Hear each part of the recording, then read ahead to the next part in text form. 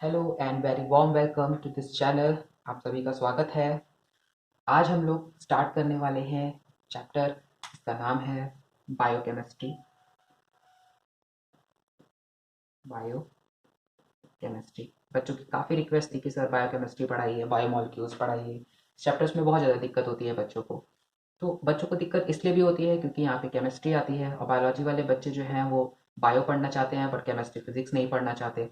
तो इस चैप्टर में इसलिए दिक्कत आती है, बट इसको छोड़ना नहीं चाहिए क्योंकि बहुत इंपॉर्टेंट चैप्टर है। अगर आप आगे कहीं भी किसी भी चीज़ की प्रिपरेशन करते हैं तो उसमें बायोकेमिस्ट्री से काफ़ी अच्छे अच्छे क्वेश्चंस आते हैं। तो इसको बिल्कुल नहीं छोड़ना चाहिए बच्चों को। जो बच्चे छोड़ देते हैं उनसे मैं यही कहूँगा कि इसको प्यार से अच्छे से समझ कर पढ़िए क्योंकि आगे बहुत काम आने वाला है। देखिए बायोकेमिस्ट्री क्या है। मेनली बायोलॉजिकल और केमिस्ट्री। बायोलॉजिकल केमिस्ट्री मतलब बायो भी है, केमिस्ट्री भी है। देखिए बायोकेमिस्ट्री का मतलब क्या होता है। बायोकेमिस्ट्री का मतलब होता है कि हमारी बॉडी के, ह्यूमन बॉडी के अंदर जितनी भी केमिकल रिएक्शंस होती हैं लाइक रेस्पिरेशन, आपकी metabolic reactions, gas exchange, all these things, जितनी भी केमिकल रिएक्शंस होती हैं वो सभी हम किस में पढ़ते हैं, बायोकेमिस्ट्री के अंतर्गत पढ़ते हैं। तो आई होप कि बायोकेमिस्ट्री आपको समझ में आ गया होगा। बायोकेमिस्ट्री के अंतर्गत ही आप biomolecule, cellular pool, carbohydrate, protein, ये सारी चीज़ें आप इसी के अंतर्गत पढ़ते हैं। तो इसको आप ऐसे बोल सकते हैं कि chemical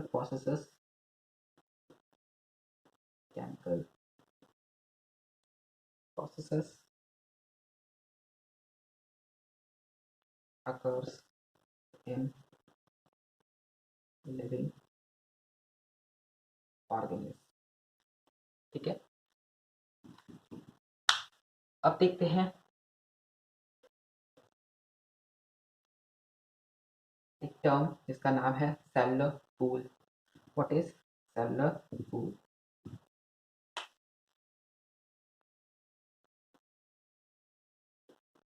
cellular all the biochemical substances, all the chemical substances. हमारी बॉडी देखिए केमिकल से ही बनी है, जिसमें आप जानते ही हैं अमीनो एसिड्स आपके protein, carbohydrate, carbon dioxide, water, all these things, जितने भी बायोकेमिकल सब्सटेंसेस हैं वो सभी किस में आते हैं, सेलुलर पूल में आते हैं आपके। It is the sum total of various biochemical substances present in a cell.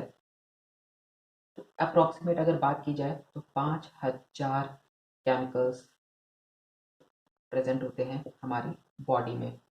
ठीक है, तो सेलुलर पूल्स की अगर हम बात करें तो सेलुलर पूल्स को दो कैटेगरीज में हम डिवाइड कर सकते हैं, है ना। किस किस कैटेगरीज में डिवाइड करते हैं, आप इसको कर सकते हैं एक्वस फेज और non aqueous phase. Non aqueous phase, aqueous phase और नॉन एक्वस फेज। देखिए मान लीजिए कोई भी सेल है, तो सेल के अंदर जो भी सब्सटेंस वाटर के साथ फ्यूज होगा, मतलब water dissolve substances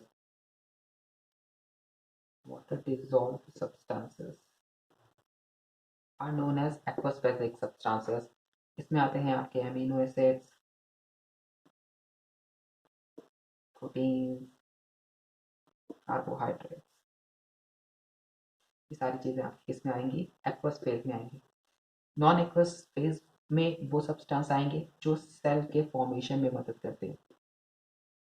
cell formation, helping elements या मिनरल्स, इसमें आता है। अब फॉर एग्जांपल आप ले सकते हैं जैसे कि सेल मेम्ब्रेन को बनाने के लिए आपके कई सारे सब्सटेंसेस लगते हैं, जैसे ग्लाइकोप्रोटीन। तो ये सारे एग्जांपल जिन जिन सब्सटेंसेस से सेल का फॉर्मेशन हो, वो सब्सटेंसेस नॉन एक्वस बेसिक होते हैं। और जो डिजॉल्व फॉर्म में, लिक्विड फॉर्म में, प्लाज्मा में प्रेजेंट होते हैं वो एक्वस बेसिक होते हैं।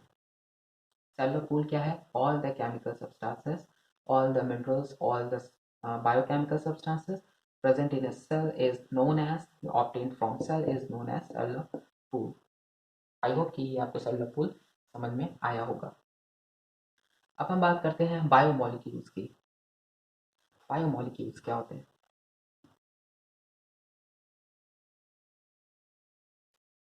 Biomolecules biomolecules all the carbon containing compound that we get from cell। देखिए, कार्बन कंटेनिंग जो भी कंपाउंड हमारे सेल के अंदर होंगे वो सब बायोकेमिकल या बायोमोलिक्यूल्स कहलाते हैं। कार्बन कंटेनिंग कंपाउंड जैसे कि आपका कार्बोहाइड्रेट्स, ये क्या होते हैं? इसमें कार्बन होता ही होता है। और सारे कंपाउंड्स भी और सारे एलिमेंट्स भी होंगे but carbon is necessary. Protein, lipids, enzymes, nucleic acid, all these things, सारे ही एग्जाम्पल किसके हैं? बायोमोलिक्यूल्स के हैं। अब हम ये भी बोल सकते हैं कि कार्बन कंटेनिंग कंपाउंड तो कार्बन डाइऑक्साइड भी है, बट ये जो है ये नहीं आता। क्यों? क्योंकि ये हमारे सेल के अंदर फॉर्म नहीं होता। ये जो है वो आउटर इन्वायरमेंट में भी फॉर्म रहता है, इसलिए ये हमारा नहीं होगा। और ये एक इनऑर्गेनिक सब्सटेंस है, इसलिए भी ये नहीं होगा। वाटर नहीं होगा। कुछ लोग इसको, या मोस्टली लोग जो हैं वो वाटर को भी बायोमोलिक्यूल्स कहते हैं, लेकिन अगर आप डीप स्टडी करेंगे तो आपको पता चलेगा कि H2O भी जो है वो आपका बायोमोलिक्यूल्स में नहीं आता है। ठीक है, आई होप कि आपको बायोमोलिक्यूल समझ में आया होगा कि all the carbon containing compound या organic compound is known as biomolecules. तो carbohydrate, protein, lipids, enzyme, nucleic acid, ये सारे ही डिटेल्स में आप इसको पढ़ेंगे आगे। कार्बोहाइड्रेट क्या है, कैसे ये डिवाइड होते हैं, कितने टाइप्स के होते हैं, protein, lipids, enzyme, nucleic acid के बारे में। अब हम बात करते हैं कुछ और कुछ टर्म्स के बारे में।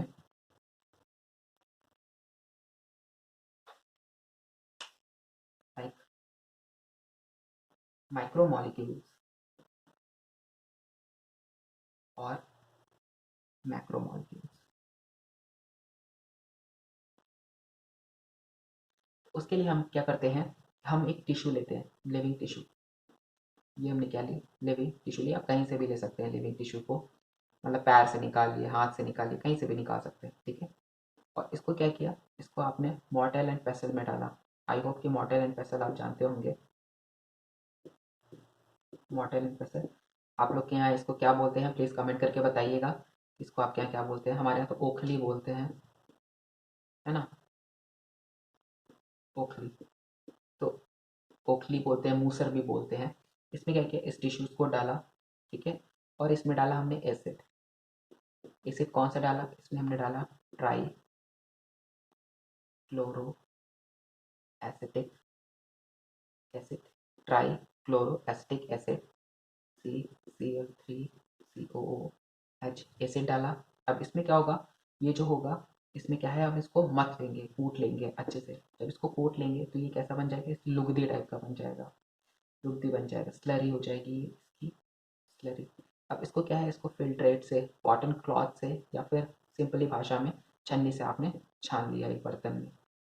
छन्नी से जब इसको छानेंगे तो इसके कंपाउंड्स नीचे गिर जाएंगे यहाँ पे। ठीक है, अब जो यहाँ पे मिले वो कैसे हुए? वो हुए माइक्रोमोलिक्यूल्स। माइक्रोमोलिक्यूल्स, और जो यहाँ बच गए रिडक्टेंट हुए, रिडक्टेंट, और ये क्या हुआ? फिल्ट्रेट हुआ,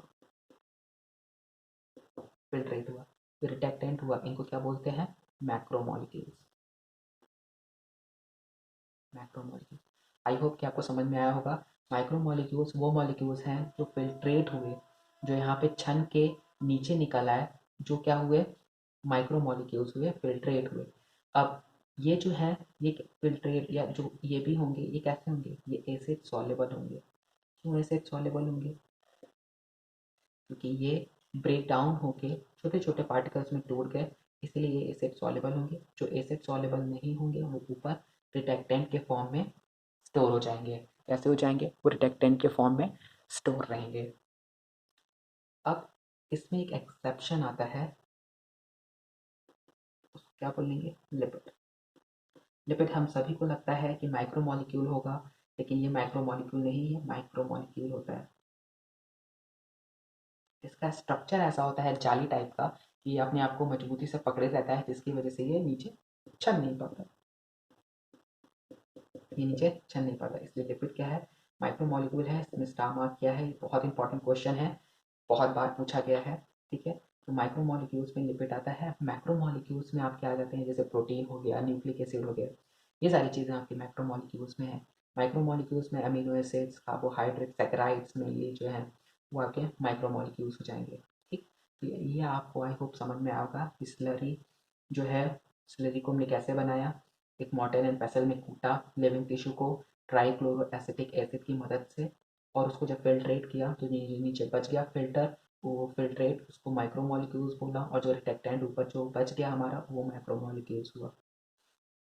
मेनली जो है इसमें ट्राइक्लोरो एसिटिक एसिड को भी कई बार पूछा जाता है कि कौन से एसिड को डालने के बाद हम उसकी स्लरी बनाते हैं। तो मेनली जो हम बोलते हैं 1000 डाल्टन से जो है लेस, डाल्टन से जो लेस आपके मॉलिक्यूल्स हैं वो आपके माइक्रो मॉलिक्यूल्स हैं, और जो 1000 से ज़्यादा डाल्टन के हैं वो आपके मैक्रो मॉलिक्यूल्स हैं। ये जो होते हैं ये सिंपल होते हैं, सिंपल स्ट्रक्चर्ड होते हैं, सिंपल स्ट्रक्चर्ड होते हैं, एक कॉम्प्लेक्स होते हैं, कॉम्प्लेक्स स्ट्रक्चर्ड होते हैं। इनका जो वेट होता है मॉलिकुलर वेट, इनका जो मॉलिकुलर वेट होता है वो लो होता है, और इनका जो होता है वो हाई होता है। ये जो है ये आपके मेनली मैक्रो मॉलिक्यूल्स को बनाने में मदद करते हैं।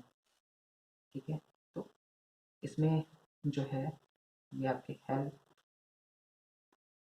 To form macro molecules. ये क्या होते हैं?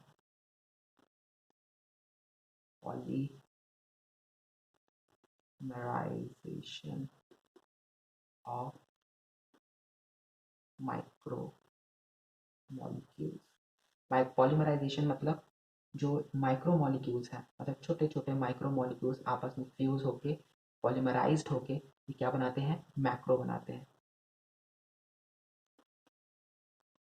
माइक्रो माइक्रो पॉलीमराइजेशन मतलब क्या होता है? जब सिंपल सेम यूनिट रिपीट होती है तो उसको हम बोलते हैं आपका पॉलीमराइजेशन। जैसे कि पॉलीथीन का फॉर्मेशन भी कैसा है? ये आपका पॉलीमराइजेशन के ही थ्रू पॉलीथीन का फॉर्मेशन भी होता है। ठीक है, आई होप कि ये पॉलीमराइजेशन आपको समझ में आया होगा। जब सिंपल सेम यूनिट बार बार रिपीट हो जाती है तो वो आपकी क्या बनाती है? पॉलीमराइजेशन कहते हैं उसको। माइक्रोमोलिक्यूल्स जो होते हैं वो एसिड सॉल्युबल होते हैं,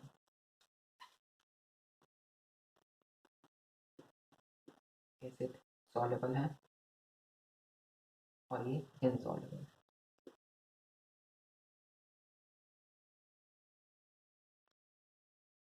इनको आप बिल्डिंग ब्लॉक भी बोल सकते हैं, building block of macro molecule. ठीक है, और ये पॉलीमराइजेशन ऑफ माइक्रोमोलिक्यूल्स के पॉलीमराइजेशन से ये फॉर्म होते हैं। इसमें एग्जांपल्स देखिए, इसमें एग्जांपल आ जाता है अमीनो एसिड्स, आपका लिपिड, स्टार मार्क कर रहा हूँ, इंपॉर्टेंट है।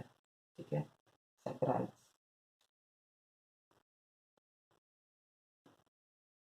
और आपके क्या आ जाते हैं? मिनरल्स, गैसेस, ये सारी चीज़ें आपकी इसमें आती हैं। अब इसमें एग्जांपल क्या है आपके? Protein, nucleic acid, nucleic acid DNA formation में होता है, न्यूक्लिक एसिड पॉलीसेक्राइड,